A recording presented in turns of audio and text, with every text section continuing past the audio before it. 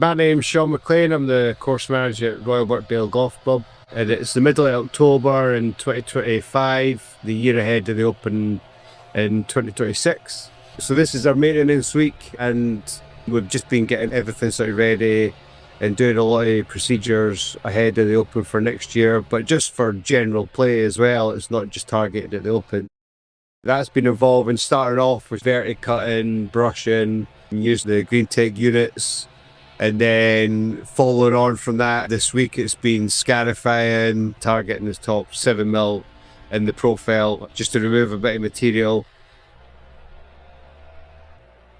Following on from that, a bit of aeration work with the Verticutting, and then be followed on with the Dyna-Corers, again just removing sort of the top sort of 20mm material. And then following that on with the Dyna-Seeders. And then it's been heavy top dress. And then it's been using the drag mat to work all the material into the surface and help dilute that top profile. So yeah, all these products have been good and all these inputs have been a great help for carrying that out.